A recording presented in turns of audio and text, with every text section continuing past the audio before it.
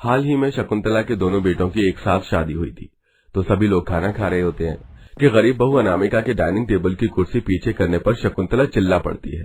ओ गरीब बहू, तुम्हारी जगह हम सबके बीच नहीं है, भूल गई हो तो याद दिला दूं। जैसा दहेज लाई हो इज्जत भी उतनी ही मिलेगी। तुम्हें यहाँ नहीं, नीचे जमीन पर बैठकर खाना खाना है, समझी? पर माँ जी। माँ, आप उसे जमीन पर बैठने को क्यों कह रही हैं? वो हम सबके साथ बैठकर खाना खा लेगी।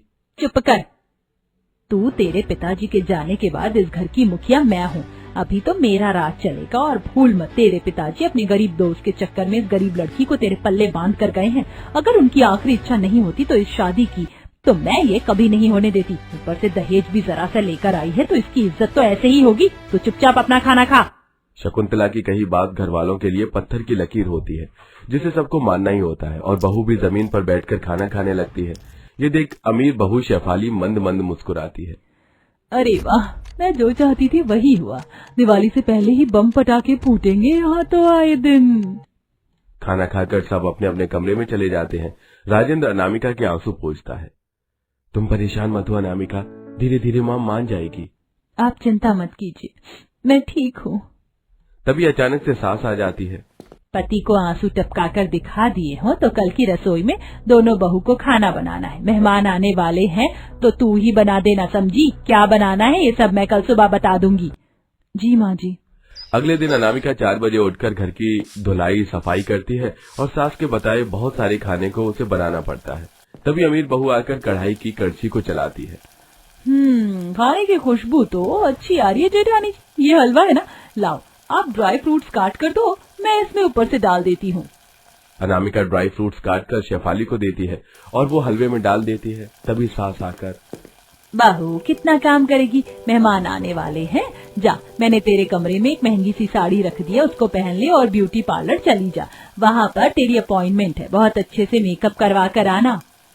माँ जी, मैंने भी सारा खाना बना लिया है, मैं भी शेफाली के साथ पार्लर चली जाती हूँ तैयार होने। क्यों री चुड़ैल सी शक्ल वाली, तू मेरी अमीर बहू जितनी सुंदर नहीं है। तेरा रंग दबा हुआ है और तैयार होकर क्या करेगी? कौन सा तेरे बाप ने मुझे ढेर सारा दहेज दे दिया है जो मैं तेरी खातिरदारी करूँ? यहाँ चुपचाप घर के काम निपटा। मेहमान आ गए तो उनको चाय कोल्ड ड्रिंक कौन देगा? मैं? माँ, इस गरीब वाली भाभी के ज्यादा नखरे नहीं है, शक्ल सूरत झालर से तैयार होना है पार्लर में। ये सुनकर अनामिका की आंखों में आंसू आ जाते हैं और शेफाली पार्लर तैयार होने चली जाती है। फिर मेहमान आने लगते हैं। शकुंतला गरीब बहू को सोबर सी साड़ी देकर घूंघट की आड़ में उससे सबको चाय नाश्ता दिलवाती है, और जब अमीर बहू पार्लर से तैयार होकर महंगी साड़ी में आ जाती है तो उसके हाथ में समोसे की ट्रे देखकर कहती है, जा बहू, सबको चाय नाश्ता दे, इसके अलावा तुझे और कुछ नहीं करना। और तू गरीब कहेंगी, कमरे में चली जा चुपचाप। माँ जी, आपने मुझे तो मेहमानों से मिलवाया ही नहीं। अपनी शक्ल सूरत देख, कितना दहेज लाई थी। मेहमानों को तुझसे मिलवाने की जरूरत भी नहीं है मुझे। और मेरा बड़ा बेटा भी इतना नहीं कमाता ना, तो तुम दोनों की खाक इज्जत होगी। हट, आजा मेरी बहू। ये कहते ही सास छोटी बहू को मेहमानों के सामने ले जाती है। सविता जी, रोशन जी, सुमित भाई, ये है मेरी प्यारी बहू शेफाली। पता है अपने घर से बहुत सारा दहेज लाई है। सोफा तो इतना कंफर्टेबल है कि क्या बताऊं। और दहेज के साथ मेरे लिए भी अलग से कंफर्टेबल किंग साइज बेड लेकर आई थी, कैश, गोल्ड और ना जाने क्या क्या। और तो और खाना बना कर गई, फिर पार्लर चली गई और देखो, पार्लर से आते ही फिर हाथ में समोसे की ट्रे ले ली आपको देने के लिए। जी जी, लीजिए ना। हाँ बहू, वैसे तुम बहुत प्यारी लग रही हो। भगवान तुम्हारी जैसी बहू सबको दे। हाँ, ये तो है शकुंतला जी, आपकी बहू बहुत प्यारी है, लेकिन आपकी बड़ी बहू कहाँ है? वो कहीं दिखाई नहीं दे रही। अरे वो अम्मा कहाँ से दिखेंगी आपको? वो तो ऊपर के कमरे में पैर पसार कर महारानी लेटी हुई है। बता, बड़ी बहू होकर उसमें जिम्मेदारी नाम की कोई चीज नहीं, और यहाँ छोटी बहू सब कुछ कर रही है। यही तो मैं आपको बताना चाहती हूँ। उसने मेरी नाक में दम कर रखा है, इशारों पर नचाती है हमें। ऊपर से दहेज में भी कुछ नहीं लाई है, बस साड़ी, बक्सा, बेड लाई। हो गया उसका। ये सब बड़ी बहू कमरे की खिड़की से छुपकर सुन लेती है, जिससे सुन उसकी आंखें फिर डबडबा जाती हैं।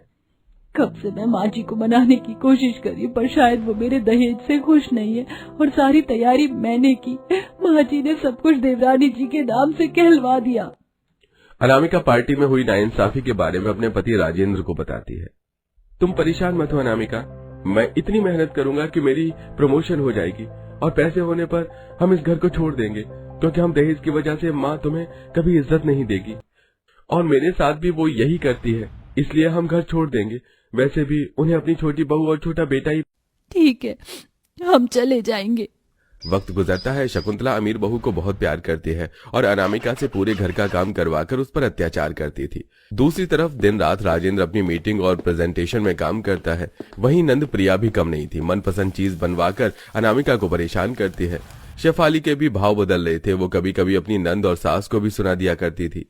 अरे ये सब कैसे सूट और साड़ी हैं, एक भी डिजाइनर नहीं है। माँ जी मैं ये बकवास चीज पहनूंगी क्या? नंद जी तुम मेरी चॉइस को समझ सकती हो। वैसे तो तुम मुझसे बार बार पैसे लेने आ जाती हो, भाभी मेरी फीस भर दो, भाभी मुझे ये वेस्टर्न ड्रेस दिला दो, कभी ये कभी वो। और माँ जी आप भी मुझे गोल्ड डिगर ही लगती हो। बहू तो चिंता मत कर, मैं ये सब वापस करवा दूंगी और तेरे लिए अच्छे अच्छे डिजाइनर साड़ी मंगवाऊंगी। हाँ भाभी मैं आपके लिए अच्छे कलेक्शन लेकर आऊंगी। ये फालतू की चीज तो उस गरीब बदसूरत भाभी पर ही जचता है। माँ जी एक बार कान खोल कर सुन लीजिए, अगर आज मुझे कोई बेहतरीन साड़ी नहीं मिली तो मैंने आप दोनों को जितना कुछ भी दिलाया है सब वापस ले लूंगी। नहीं नहीं बहू, तो ये सब वापस मत लेना, हम तेरे लिए लेकर आते हैं। और जाइए मेरे लिए पिज्जा बर्गर लेकर आइए। ठीक है बहू। भाभी मैं भी, बचेगा तो खा लेना। फिर प्रिया बाहर से पिज्जा बर्गर ऑर्डर करके मंगवाती है, पर ठंडा होने पर शेफाली बदतमीजी से नंद और सास के मुंह पर वो फेंक देती है। ये गोबर खाऊं क्या मैं? बाहर से खाना ऑर्डर भी किया तो ठंडा ले आए, बनाने को कहती तो पता नहीं जला हुआ मिला देते हो। जाओ मेरे लिए दोबारा लेकर आओ ये सब। हाँ हाँ बहू तू चिंता मत कर, मैं लेकर आती हूँ।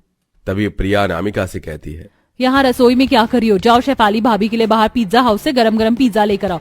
अगर ठंडा हुआ तो मैं और माँ आपको छोड़ेंगे नहीं। लाई दीदी।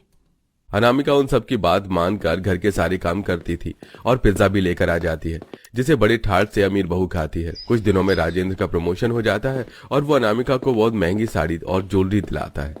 अनामिका के बदलते कपड़े और चमकते चेहरे को देख सास कहती है, ओ गरीब नवाज तेरी साड़ी में 4 चांद कैसे लग गए? कहाँ से आया तेरे पास इतना सब पैसा? चल चुपचाप से रसोई में जाकर मेरे लिए स्ट्रॉबेरी शेक लेकर आ।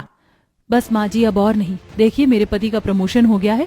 बहुत बोलती थी ना आप मुझे और मेरे पति को कि हम बहुत गरीब हैं, हमारे पास पैसे नहीं है।